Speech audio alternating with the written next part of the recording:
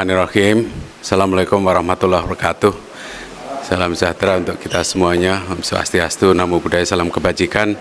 Jadi Bapak Presiden baru saja menerima Profesor Dr. Mahfud MD, Menko Polhukam, yang sekaligus Cawapres, dan beliau menyampaikan surat.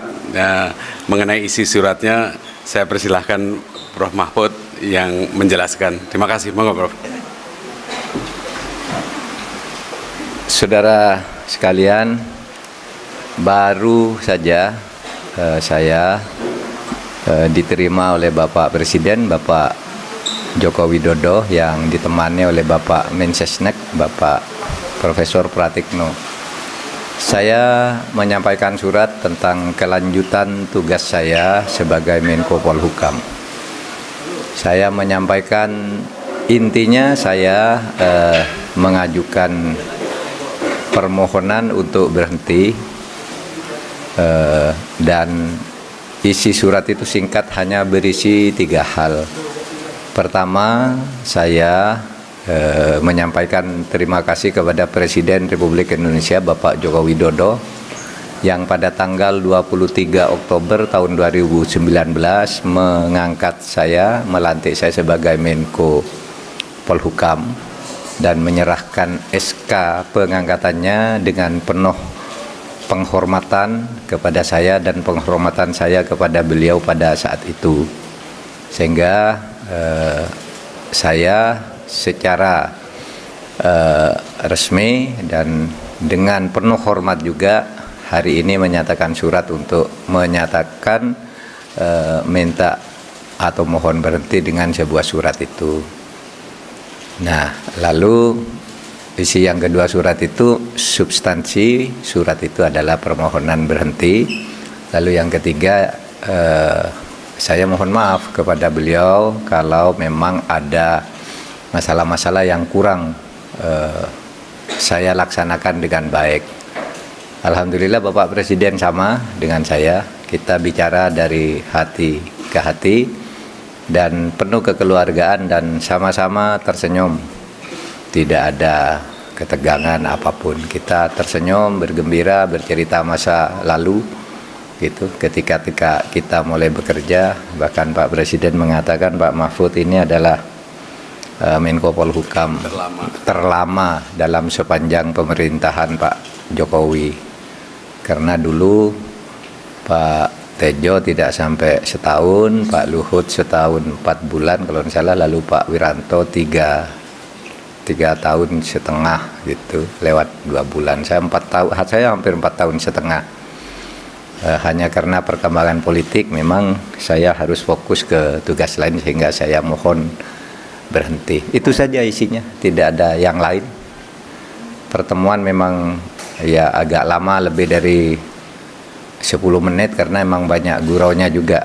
Sebenarnya kalau isi suratnya sendiri selesai dalam waktu pendek. Kami tadi banyak bergurau dan bicara bahwa negara ini harus dibangun ke depan sesuai dengan tujuan negara kita, dan kita tidak mungkin sempurna, tidak mungkin bisa menyelesaikan semuanya dalam waktu yang pendek, dan tidak mungkin tahu semuanya tentang masalah yang kita hadapi. Sehingga kita harus bekerja sungguh-sungguh. Itu saja ya, tidak ada pertanyaan. Terima kasih. Apa? Kenapa? Respon, Bapak. Loh, ya itu tadi Pak Jokowi mengatakan, ya itu, terima kasih juga. Terima kasih sudah membantu 4 tahun dan dengan baik, tidak ada masalah. Ya, beliau tadi yang menyebut bahwa saya paling lama Menko beliau, selama 2 periode beliau memimpin, yang paling lama itu Pak Mahfud katanya. Hah?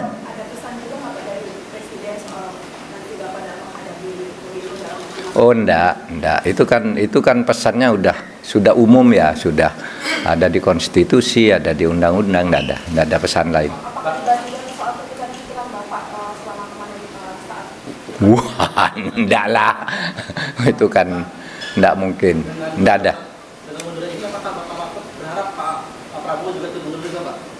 Enggak, saya tidak, kalau saya sendiri tidak akan mengkaitkan dengan orang lain. Ini saya saja. Kalau orang lain mau mengkaitkan silahkan.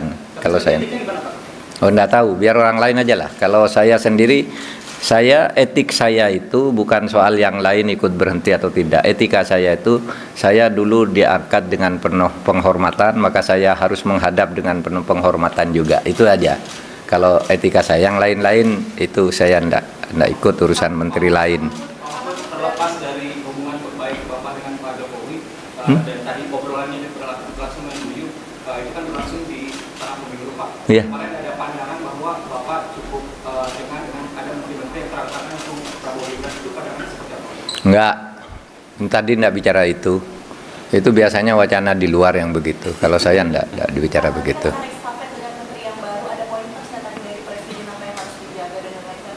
Enggak, karena tugasnya sudah rutin, cuma tugas yang masih menggantung di tengah saya yang masih dilanjutkan karena tugas resmi dari Presiden. Satu soal BLBI, kita yang dulu hampir kehilangan uang lebih dari 111 triliun, sekarang kita sudah berhasil mengkolek 35 triliun, 8. Selama 1,5 tahun kami mengejar itu, dan sisanya sudah kami petakan, ini harus ditagih lebih lanjut gitu. Lalu yang kedua, penyelesaian pelanggaran HAM berat, saya katakan untuk penyelesaian dari sudut korbannya itu terus berjalan sesuai dengan Inpres, dan itu mendapat pujian resmi dari PBB. Pidato Dewan HAM PBB di Jenewa itu memberi penghargaan karena telah melakukan langkah-langkah lebih dulu dari langkah hukum yang masih rumit dan akan terus dikerjakan. Itu saya katakan itu masih terus berjalan. Lalu yang ketiga, undang-undang MK yang sekarang memang di tangan saya tahan dulu pada waktu itu, dan saya sudah lapor Presiden dulu maupun tadi ini ditahan dulu karena tidak bagus ada aturan peralihan yang seperti itu. Tapi apapun nanti terserah pada pemerintah. Itu aja tadi. Iya, sampai ada kepres. Enggak kan sampai ada kepres dong. Kalau belum ada kepresnya terus saya pergi kan colong pelayu. Pak, tadi di dalam itu tidak ada ketegangan gitu ya Pak ya. Nah itu ingin penegasan saja Pak, berarti di kabinet memang sangat solid ya Pak ya, meskipun Bapak keluar dari kabinet itu Pak, karena tadi tidak ada ketegangan.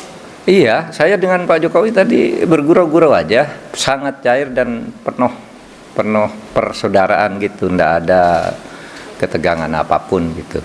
Tadi enggak bicara soal sidang kabinet, bicara saya dengan Pak Jokowi. Meskipun Bapak keluar, berarti kabinet masih solid gitu ya Pak? Ya tentulah, itu kan pemerintah pasti bisa menghandle itu, soliditas kabinet. Cukup ya, cukup, makasih.